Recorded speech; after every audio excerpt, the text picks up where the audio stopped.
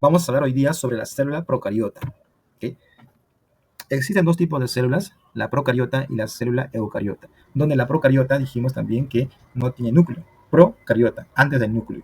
Eucariota es con núcleo. La gran diferencia es que la procariota no presenta núcleo, no tiene núcleo. En cambio, la eucariota sí tiene un núcleo. ¿Okay? Vamos a ver más adelante cuáles son las diferencias entre ellas.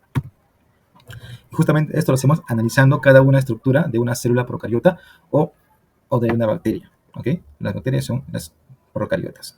¿Okay? Ahora, empecemos de lo más externo a lo más interno de esta bacteria. La cápsula. La cápsula, no todas las bacterias tienen cápsula. Están compuestas de polisacáridos y sirven para protección extra. Es como un blindaje extra. Extra, ¿por qué? Porque ya tiene la pared celular. La pared celular bacteriana sirve para protección y además le da forma. ¿Quién da forma a una bacteria? La pared celular. La pared celular contiene un compuesto llamado mureína, que es un péptido glucano. Esto lo vimos en la clase pasada, la semana 1. Ok. Ahora, ¿quién sigue? Ya vimos la cápsula, la pared, ahora sigue la membrana. La membrana es la estructura que está presente aquí y la membrana procariota o de la bacteria se caracteriza por presentar mesosomas. Mesosomas son unos pliegues o repliegues internos que sirven para dos cosas, para la respiración celular, ¿no? Mejor dicho, que es la generación de energía, y sirve para la división celular. Dos funciones importantes del mesosoma. Es como en la eucariota, el mitocondria tiene la función de producir energía, igualita. Tiene esa misma función el mesosoma en la célula bacteriana. ¿Okay? Y este mesosoma es parte de la membrana. Ahora, las bacterias tienen una única organela, que es el ribosoma 70S, que está compuesta por dos unidades, la 30S y la 50S, y sirve para la síntesis de proteínas.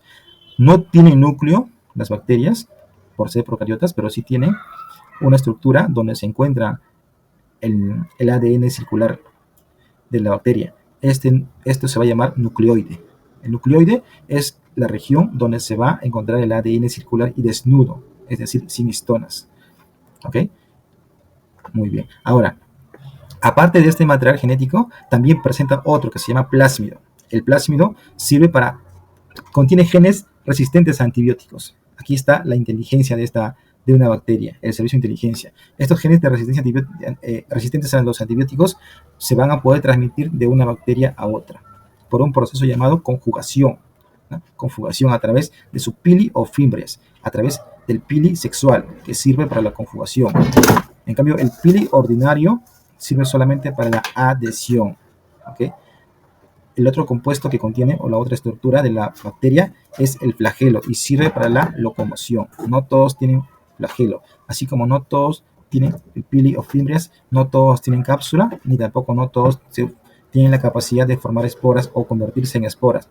La espora es un estado en el cual la bacteria se inactiva ante factores adversos. Para poder subsistir. ¿Okay? Ahora empecemos con la cápsula. La cápsula está compuesta de polisacáridos y es lo más externo que puede tener una bacteria. No es un elemento común, no todas las bacterias tienen cápsula, solamente las que tienen una extra protección. ¿Okay? Como podemos ver en estas capas, después de la capa de la cápsula está otra capa llamada la pared celular, luego sigue la membrana celular y dentro de la membrana se encuentra el citoplasma. Aquí ya está el nucleoide. Continuemos con los demás componentes. La pared bacteriana, dijimos que sirve para protección y hay dos tipos de pared bacteriana. Una llamada gram positiva y la otra llamada gram negativa. Y este nombre se debe al test de Graham, que justamente sirve para determinar qué tipo de pared tiene una bacteria. Las que son gram positivas van a tener una pared celular gruesa, con mucho péptido glucano, y por lo tanto se tiñen de color azul. Las que son gram negativas van a tener una pared celular delgada y se tiñen de color rojo. Aquí, por ejemplo, es un antes y un después. ¿Ok?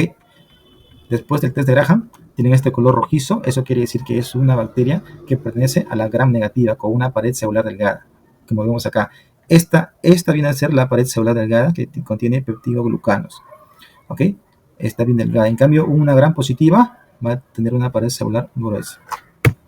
Otra característica que contiene la pared celular gruesa, aparte que tiene peptidoglucanos en mayor cantidad, va a tener unos ácidos, el ácido lipoteicoico y el ácido teicoico. Son dos ácidos que van a formar parte también de la pared celular de una gran positiva. Solamente está en las gram positivas, o acuérdate de estos dos ácidos.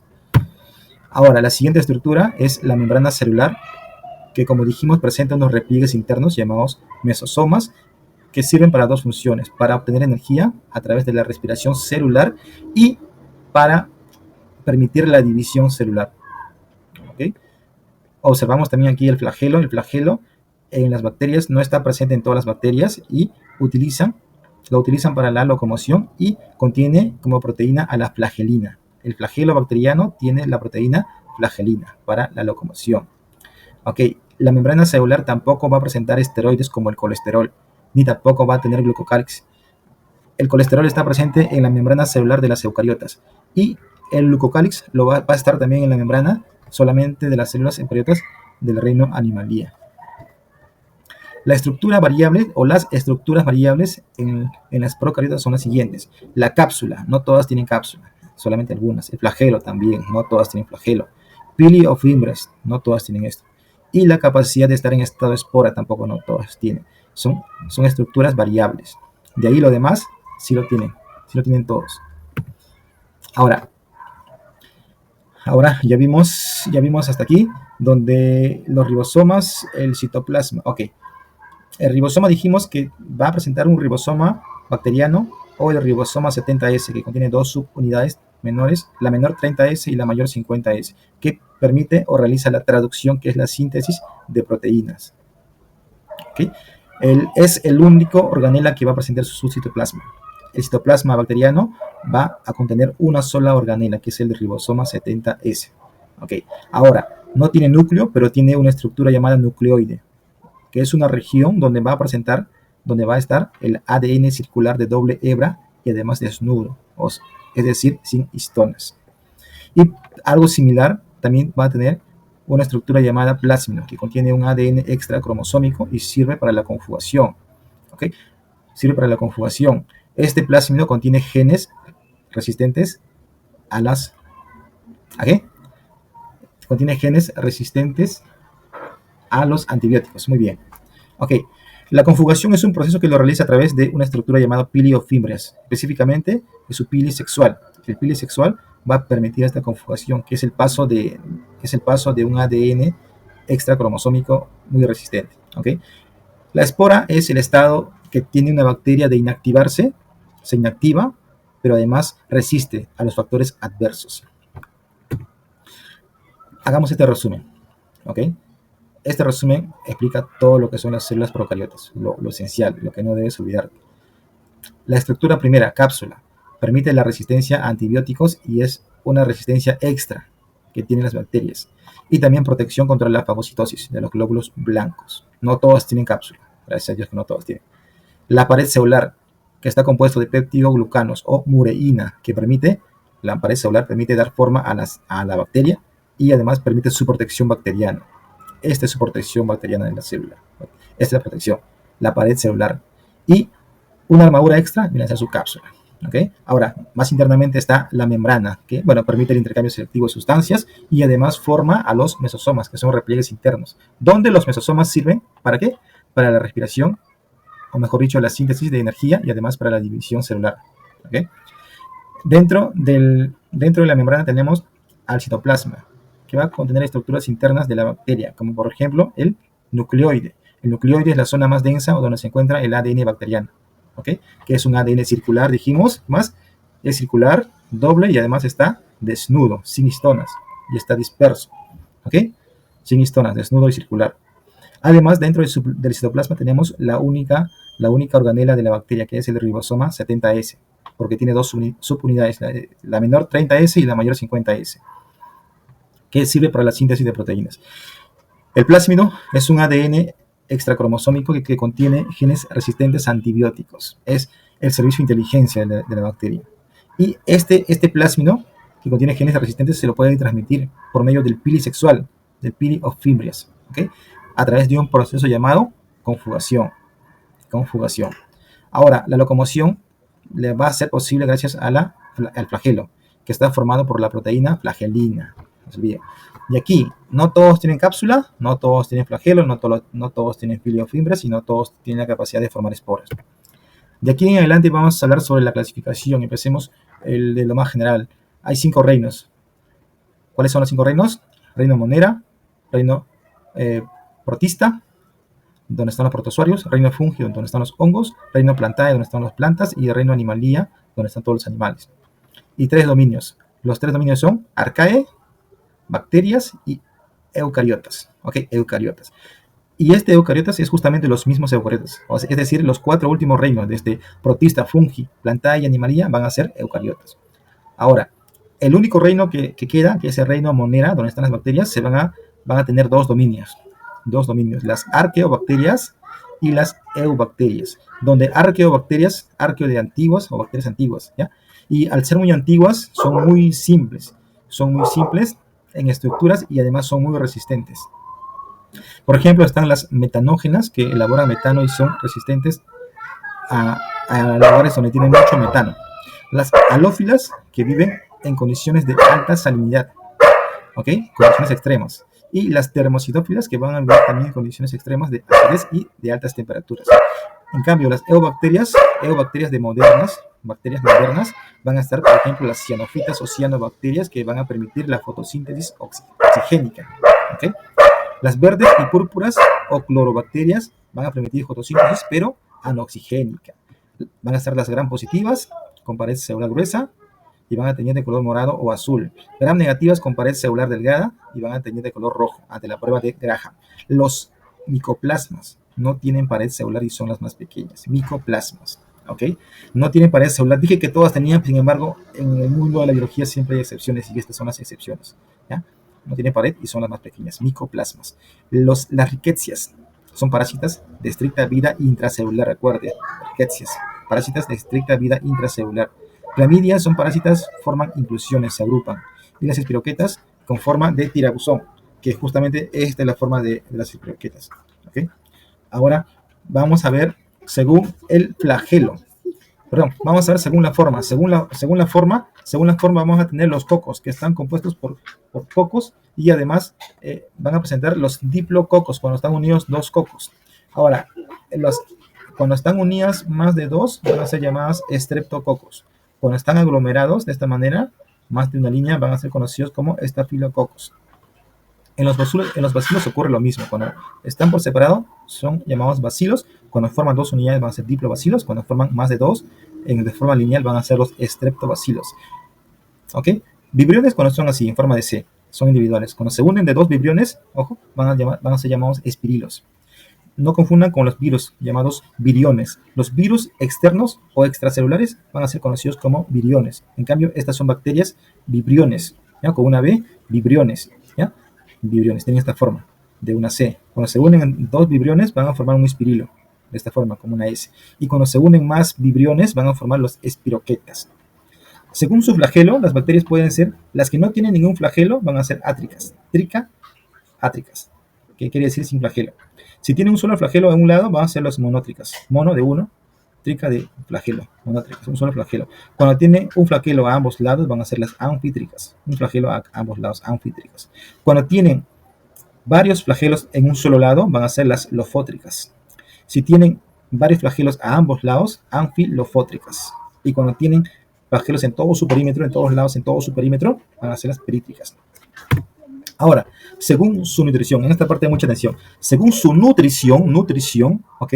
Van a ser las autótrofas, donde esta bacteria va a consumir compuestos inorgánicos. Si se nutre, si consume compuestos inorgánicos y va a producir moléculas orgánicas, van a ser llamados autótrofas. En cambio, las heterótrofas son aquellos que consumen moléculas orgánicas para generar su energía. Es diferente, ¿verdad? Estas son como consumidoras, heterótrofas, consumen compuestos orgánicos, ¿okay? Para obtener energía. En cambio, los autótrofas no, consumen compuestos inorgánicos y la energía la toman de la luz solar o la toman de la oxidación de compuestos inorgánicos, ¿ok? Muy bien. Ahora, hay otra clasificación según la fuente de energía. Las bacterias pueden ser quimiótrofos, o pueden ser fotótrofos, ¿ok? Me explico ahora. Según la fuente de energía. ¿Dónde toman la energía? Ah, ok. Las que toman su energía de la parte química van a ser los quimiótrofos. Los compuestos químicos son fuentes de energía primaria. Dentro de esto van a existir dos subdivisiones, los quimiolitótrofos y los quimioorganótrofos. ¿Ok? Lo que está remarcado de color celeste va a ser el mismo que está aquí. ¿Ok? Su fuente de energía va a ser químico. ¿Ya? Va a ser químico. Muy bien. ¿Y en qué se diferencian? En que estos oxidan compuestos inorgánicos para obtener su energía. ¿Ok? ¿Ok? Sin embargo, ellos, los quimioorganótrofos, van a oxidar compuestos orgánicos para obtener energía. ¿Ok? ¿Ok? Esos somos, por ejemplo, esta de color verde es igual a los heterótrofos. Esta es la relación que existe. ¿Ok? Y lo que está de color rojo, los que son fotosíntesis, los que usan la fotosíntesis de una molécula inorgánica para obtener su propia energía y además formar compuestos orgánicos, van a ser llamados los fotótrofos, porque utilizan la luz solar como fuente de energía. Ojo, revisen esto a un poco más a detalle para que lo entiendan. Pero lo que les he explicado resume eso y además está graficado está remarcado de color rojo con el rojo, azul con el azul y verde con el verde. Reproducción de las bacterias. Las bacterias se reproducen de manera asexual, donde no ocurre la variabilidad genética, no ocurre la transferencia de información genética. ¿Ok? Este tipo de reproducción asexual es también llamado bipartición o fisión binaria. Bipartición o fisión binaria, justamente porque va a ocurrir una partición, ¿ok? Va a partirse en dos, o una fisión binaria, fisión de dos. El paso número 1 es por medio de la duplicación del ADN. Acá tenemos una bacteria donde va a tener su ADN quien se va a duplicar de manera idéntica. El segundo paso van a participar los mesosomas, que son los repliegues de la membrana celular de la bacteria, que van a arrastrar en sentido contrario el ADN duplicado. El tercer paso es la formación del septo, de nuevos septos, que es esta línea que está acá en el medio. Y por último, las bacterias se van a dividir. Como resultado de lo que había una sola bacteria con un solo ADN, ahora van a haber dos bacterias con el mismo ADN, idénticos. No ocurre variabilidad. Este proceso es la reproducción asexual por bipartición o fisión binaria. Ahora, las bacterias también se van a reproducir con variabilidad por medio de tres tipos de procedimientos o procesos. El primero es llamado conjugación. ¿Ya?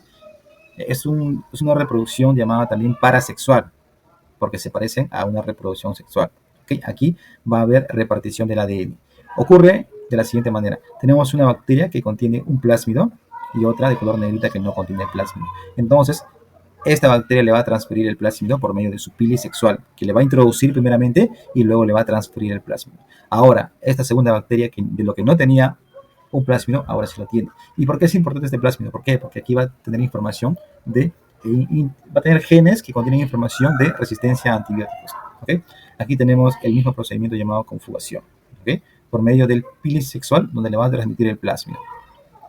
Ahora, la transducción, acuérdense, transducción de transporte, donde va a ser necesario un bacteriófago, un virus que va a infectar esta bacteria y va a llevar cierta información genética. ¿Okay? Y este virus, al infectar a otra bacteria, le va a transferir esta información genética. ¿Okay? Este tipo de llevar información genética, de repartir el ADN, va a ser llamado transducción y ocurre por infección viral, transducción. Y por último, la transformación es cuando una bacteria muere y su material genético va a ingresar a otras bacterias. Transformación. Importancia de las bacterias. Las bacterias son importantes estudiarlas, ¿por qué? Porque van a permitir la elaboración de hormonas como la insulina y la somatotropina, que es la hormona del crecimiento.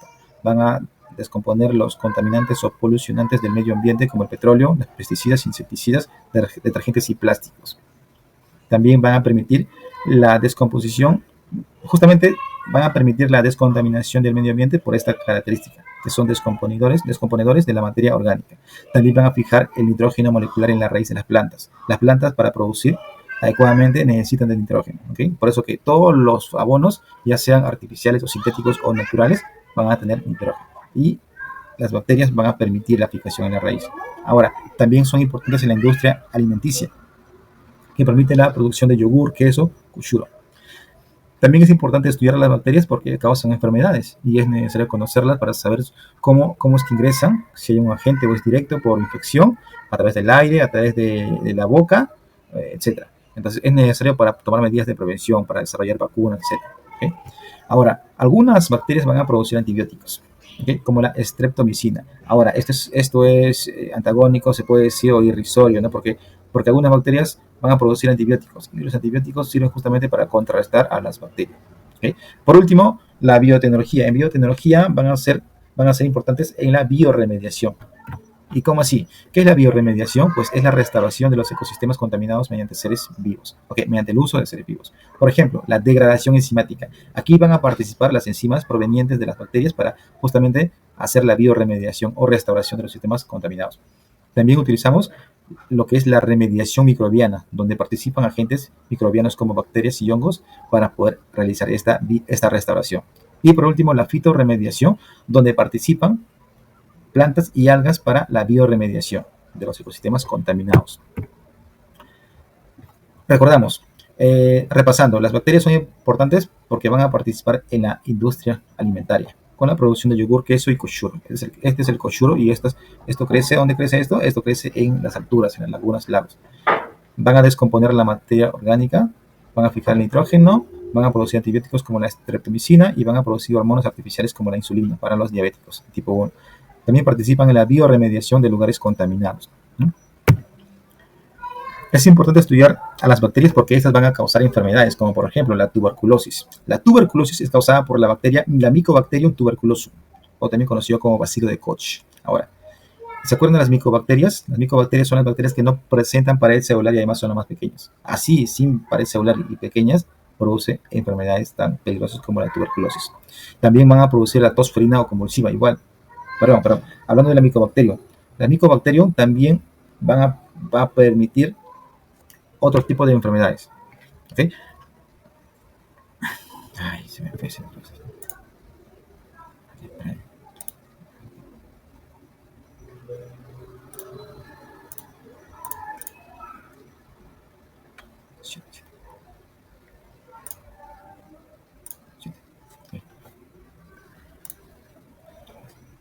También es importante estudiar las bacterias porque las bacterias van a causar enfermedades, entonces es necesario contrarrestarlas. Por ejemplo, entre las bacterias patógenas o causantes de enfermedades tenemos al Mycobacterium tuberculosum, o también conocido como bacilo de Koch, que va a producir la enfermedad llamada tuberculosis, ¿okay? Que ha causado muchas muertes, ¿verdad? Ok, tuberculosis. Okay. Ahora, ¿se acuerdan que cuando estudiamos la clasificación de las bacterias, ¿no? Las Mycobacterium eran aquellas bacterias que no presentaban pared celular y además eran las más pequeñas? Sin embargo, mira la enfermedad que causa.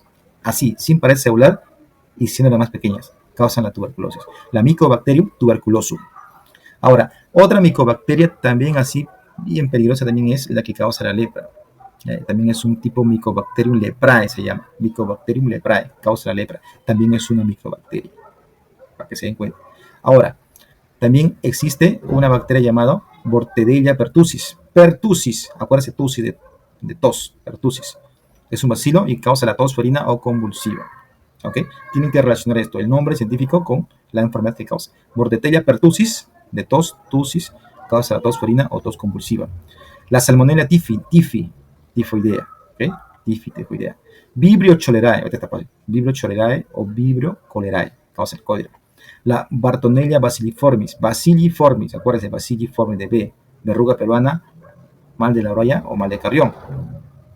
¿Okay? Esto es causado por un vector llamado titira, que es un insecto. Ahora, la Yersinia pestis, acuérdense de pestis, Yersinia pestis va a causar la peste bubónica, peste bubónica. El vector es la pulga de la rata, no la rata en sí, sino la pulga. ¿Okay? La Treponema pallidum de pálido, sífilis. ¿Okay? Es una espiroqueta, sífilis. La Neisseria gonorrhoeae va a causar la gonorrea, es un coco. Neisseria gonorrhoeae va a causar la gonorrea. En un segundo video vamos a estar hablando sobre las células eucariotas. Espero que sea de utilidad. Muchas gracias.